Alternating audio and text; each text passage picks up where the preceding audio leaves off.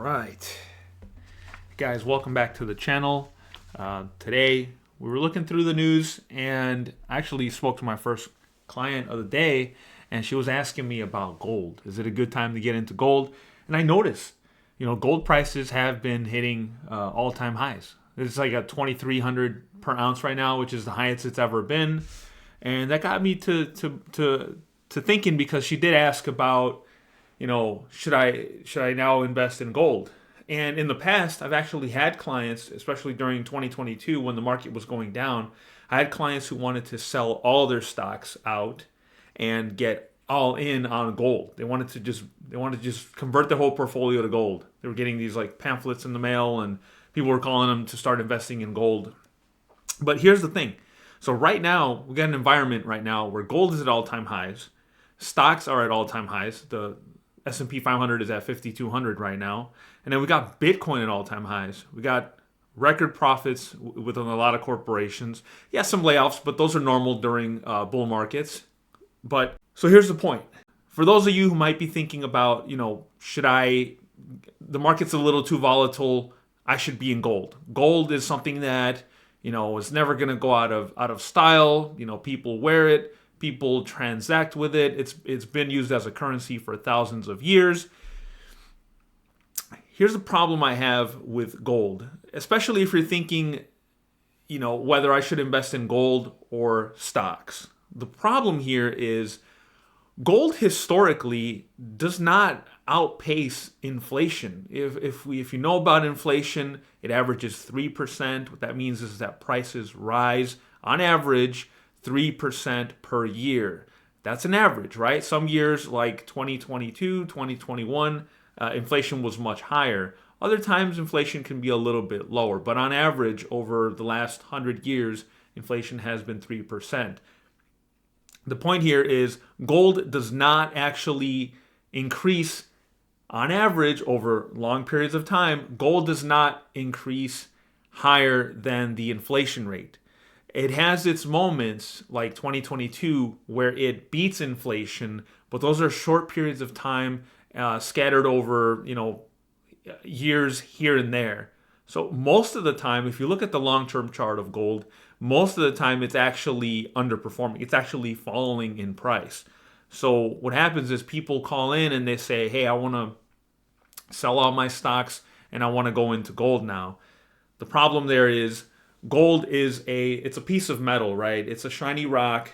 People are infatuated with it. There's this perceived scarcity that we're going to run out, or I don't know how much validity I put into that. I think maybe a lot of that is just manufactured scarcity to get people thinking that it's something we can run out of. But gold is not something that's going to it can't produce dividends for you. It doesn't have employees that can innovate new technologies and new products. It can't grow for you. It can't, it can't do all these things that stocks can do, right? Stocks can grow over time. Stocks have employees that can innovate new products, new technologies. This is why the nature of the market is such the way it is, that it just keeps going up. And that's because we have new companies coming in, old companies going out, technologies evolve. They evolve to meet consumer demand and the things that we need. And sometimes they invent things that we didn't even know we need, right? They invent new products that we didn't know we could live without. Gold is not going to do that for you. Gold is just going to be a shiny piece of rock that's just going to be there in case the world ends, right? Which it has not. As much as people keep saying the world's going to end, the coronavirus pandemic is going to wipe us all out. The election of this president and now that president was going to end the world. Russia's going to invade the U.S. and China's going to help them, and we're all going to live in 365 days of darkness. All that has not happened, right?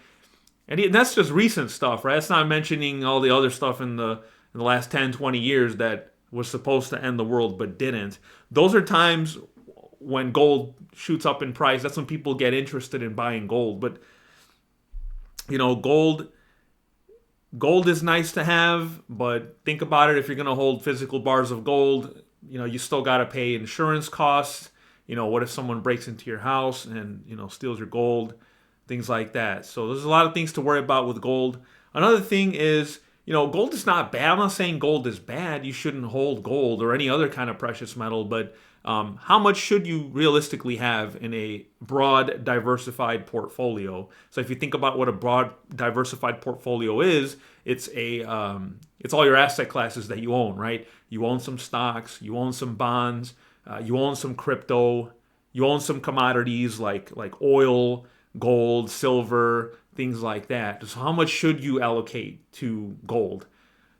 Typically, you really should not allocate more than 5% of your overall portfolio into gold, because, like I said, gold has a lot of periods where it's falling in value, and typically gold goes up when there's fears about recessions, about governments printing too much money, and then the value of that money falling as a result.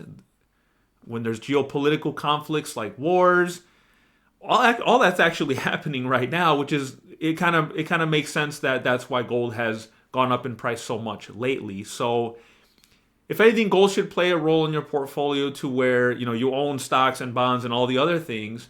But when those things are kind of going down in value, then the gold part, the small gold part of your portfolio, is kind of bringing it up. So it kind of helps to keep yourself kind of even as far as your overall value of your portfolio. So that's my opinion as someone who works in this field. I'm not going to tell you to not buy gold, but I'm definitely going to tell you do not sell all your investments and go all in on gold, especially at a time when it's at the all-time high price. I mean, come on, guys, that's not very smart. So anyways, that's it for this video. I'm kind of rambling at this point. Please hit that like and subscribe button so that way we can keep up to date with all this that's going on. And if you like my perspective, then please follow me and hit that subscribe button. We'll see you guys in the next one. Take care.